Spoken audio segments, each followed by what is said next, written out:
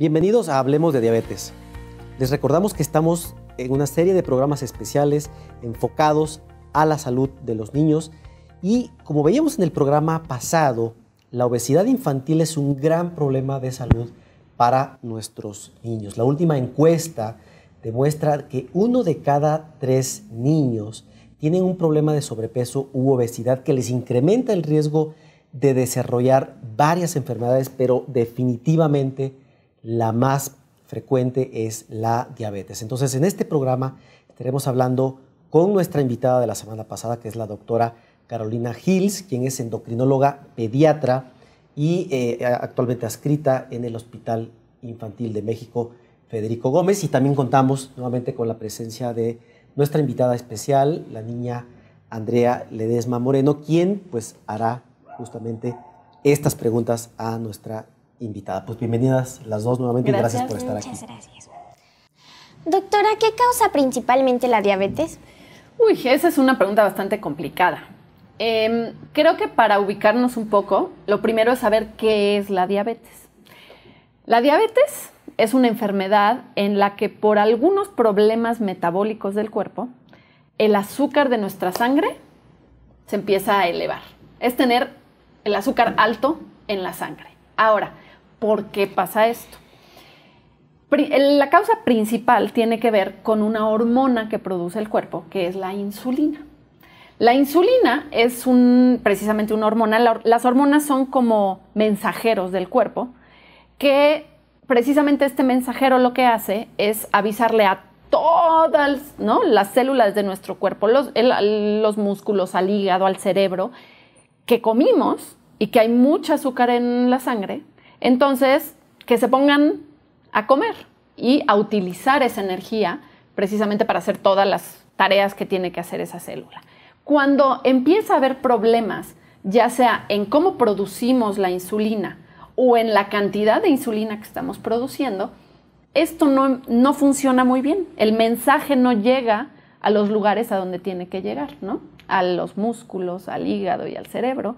Entonces, ellos no saben que acabamos de comer y que hay mucho azúcar en la sangre y que la tenemos que aprovechar. Entonces, de esta manera, a medida de que no funciona bien la insulina o que no producimos suficiente insulina, el nivel de azúcar va elevándose. Y el problema es que eso, el tener niveles altos de azúcar en la sangre, hace que no funcione bien nuestro cuerpo. ¿Por qué? Porque el azúcar o la glucosa nosotros la utilizamos como nuestra fuente principal de energía para hacer todas las tareas que tenemos que hacer, para jugar en recreo, para ir a clase de matemáticas, para ir a la clase de karate en la tarde, ¿no? Cuando no tenemos esa energía, empezamos a echar, ¿no?, a andar otros mecanismos de obtención de energía del cuerpo y eso nos hace que en primera no nos sentimos bien, ¿no? Nos sentimos cansados, con mucha hambre, ¿no?, porque no estamos utilizando la energía que sí estamos comiendo. Y por otro lado, empezamos a bajar de peso. ¿Por qué? Porque la fuente de energía que estamos utilizando son más bien las reservas de grasita que tenemos, ¿no? No sé si más o menos te queda claro por qué se da la diabetes. Sí, doctora. Es un tema muy complejo, de hecho lo hemos hablado ya en otros programas, pero creo que la forma como la pudiste desarrollar fue muy, muy entendible. Volvemos. Instituto Metabolia presenta tercer curso, competencias para el abordaje y manejo de la obesidad y diabetes, adulto mayor. Viernes 1 de junio del 2018. Conferencias magistrales, mesas de análisis con especialistas de talla internacional. 1 de junio, Centro Médico Nacional Siglo XXI, Auditorio 2.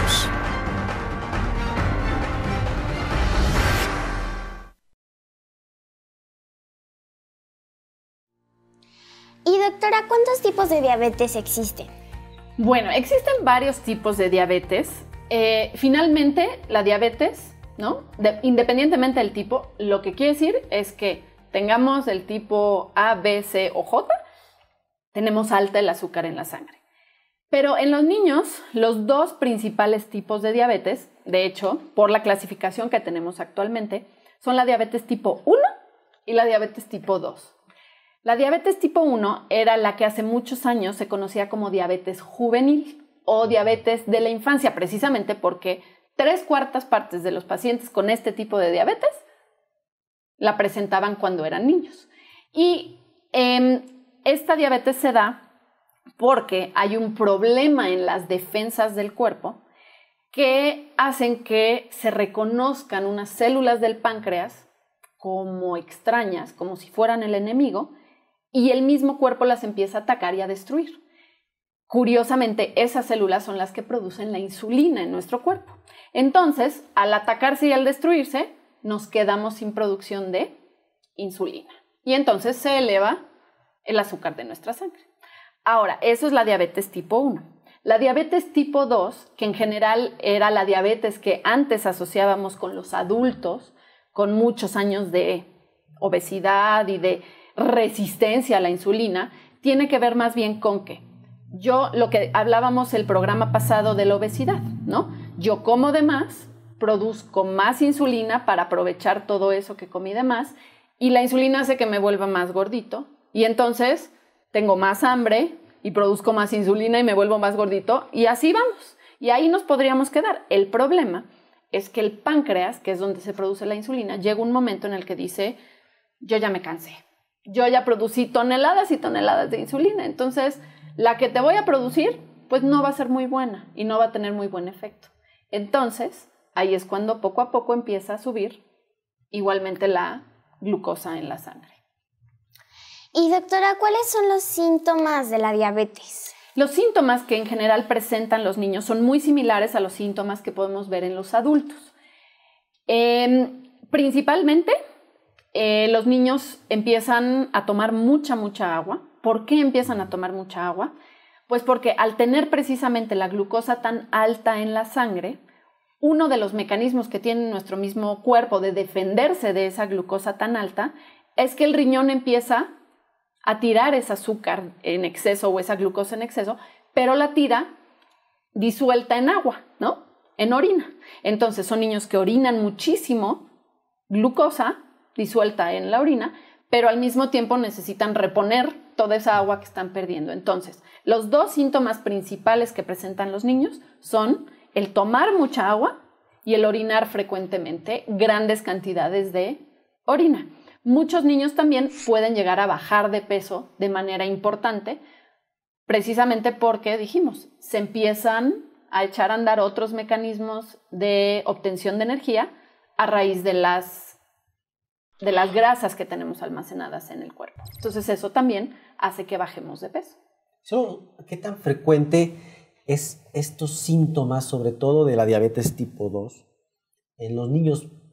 Frecuentemente en los adultos la enfermedad no da síntomas. La tipo 2, la tipo 1 porque, como ya dijiste, pues es algo muy súbito, no producimos insulina y pues da muchos síntomas. Pero la tipo 2, la gran mayoría de los pacientes adultos no tienen síntomas. En los niños es así. No, habitualmente los niños con diabetes tipo 2, hoy en día sabemos que 1 de cada 2 adolescentes mexicanos que debuta con diabetes es diabetes tipo 2, que eso es sumamente alarmante, claro, ¿no? Es una diabetes que no deberíamos de estar viendo en esta etapa de la vida. Era una diabetes que se veía cerca de los 40 o 50 años, ¿no? Entonces, sí, realmente comparada con la diabetes tipo 1, los síntomas en general de la diabetes tipo 1 en general tienen 2 o 3 semanas de inicio antes de que den como, ¿no?, una descompensación importante. Mientras que en los pacientes con diabetes tipo 2, cuando empezamos a interrogar, empezamos a ver que probablemente estos síntomas se instauran entre 6 y 3 meses antes de que, digamos, venga una pérdida de peso muy importante o incluso que se pongan tan graves con una cetoacidosis diabética que tengan que llegar, ¿no?, o lo que también se conoce como comas diabéticos, y tengan que llegar incluso a hospitalizarse por esta situación. Pero sí, es mucho más rápida la evolución comparada que con los adultos. Y perdón, nos tenemos que ir a un corte y solamente ¿cómo yo, papá, puedo identificar si mi hijo tiene riesgo de tener la enfermedad o ya la tiene? Pues las guías actuales dicen, en todo niño que tiene obesidad, hay que checar niveles de glucosa, especialmente en nuestra raza mexicana, que somos muy propensos ¿Y a la diabetes. a partir de qué edad? De los 8 años. De los 8 años en adelante, todos los niños que tienen sobrepeso u obesidad tienen que checarse niveles de glucosa. Y esto, como decíamos, es muy alarmante porque 1 de cada 3 niños en México cumple con este criterio de sobrepeso u obesidad. Por lo tanto, no dejemos esto a la ligera. Esto es una enfermedad muy agresiva, la primera causa de muerte en nuestro país en la etapa adulta, pero que se gesta justo en esta edad pediátrica. Volvemos. Instituto Metabolia presenta tercer curso, competencias para el abordaje y manejo de la obesidad y diabetes, adulto mayor. Viernes 1 de junio del 2018. Conferencias magistrales, mesas de análisis con especialistas de talla internacional. 1 de junio, Centro Médico Nacional Siglo XXI, Auditorio 2.